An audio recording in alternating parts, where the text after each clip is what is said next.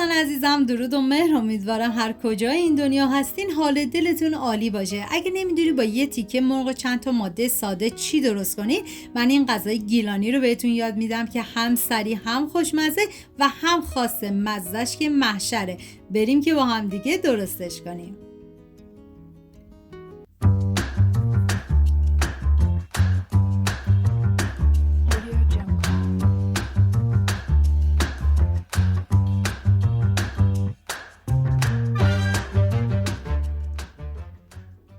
چهار عدد پیاز متوسط رو به صورت اسلایسی من خورد کردم و اینکه من اندازه‌های دقیقم داخل دیسکریپشن نوشتم.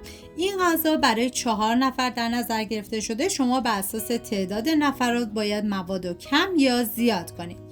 بعد از اینکه پیاز رو ریز کردم، حالا داخل قابلمه مقداری من کره ریختم و بعد از اینکه داغ شد پیازهایی که ریز کرده بودم و بهش اضافه میکنم. همین اول ویدیو هم میگم دم گیلانیای عزیزمون گرم با این غذای خاص خوشمزه‌شون. واقعا هیچ جا مثل گیلان این همه تنوع غذایی نداره. حالا هم میزنم و زمان میدم تا پیاز تف بخوره. توی این فاصله ما نیاز به مرغ داریم که من از 1 عدد سینه مرغ کامل استفاده کردم و طبق تصویر برش بزنید. شما اگر زمان بیشتری دارید میتونید از هر قسمت مرغ استفاده کنید، ولی من چون زمانم کم بود از سینه مرغ استفاده kردم و بعد از اینکه پیاز تف خورد حالا سینه مرغ بهش اضافه میکنم و هم میزنم و میذارم تف بخوره.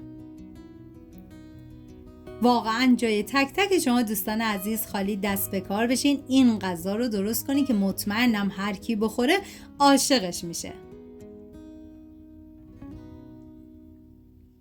حالا نوبت اضافه کردن ادویه هست، شامل زردچوبه،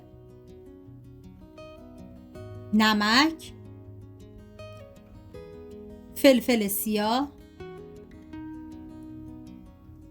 پودر تخم گشنیز و ادویه کاری. هم میزنم و میذارم ادویه ها تف بخورن، عطر ادویه ها آزاد بشه. ببینید قور مسما به روش های مختلفی در گیلان و شمال درست میشه که به نظر من این روش یکی از فوری ترین و خوشمزه تریناش بود. و حالا 1 قاشق غذاخوری رب گوجه فرنگی رو میریزم و هم میزنم و میذارم رب تف بخوره و رب رنگ خودش رو باز کنه.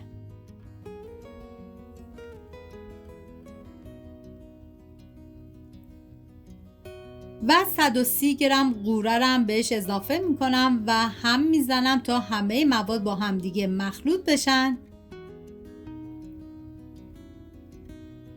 و 2 لیوان آب میریزم و زمان میدم تا کاملا بپزه. زمان پخت این غذا 45 دقیقه الی 1 ساعت هستش و بعد از اون دیگه غذامون آماده است. حالا من یه هم میزنم و دیگه بهش زمان میدم.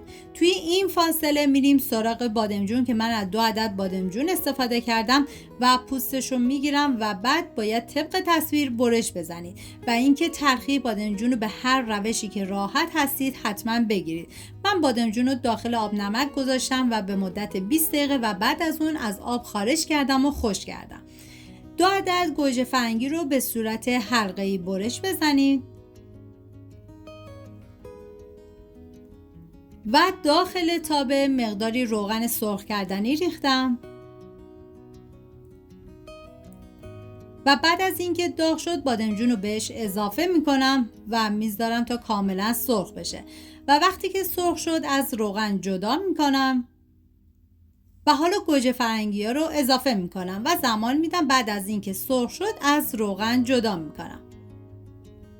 میریم سراغ مرغ که دیگه کاملا پخته شده. 10 دقیقه آخر بادمجون رو میذاریم روش و بعد از 10 دقیقه آماده است. غذای گیلانی واقعا بی‌نظیرن. امیدوارم از این قور مسمای گیلانی خوشتون اومده باشه. اگر این ویدیو براتون مفید بود با لایک و سابسکرایب از کانال حمایت کنید. سپاس از همراهی همیشگیتون. تا ویدیوی بعدی مواظب خودتون و خوبی هاتون باشید.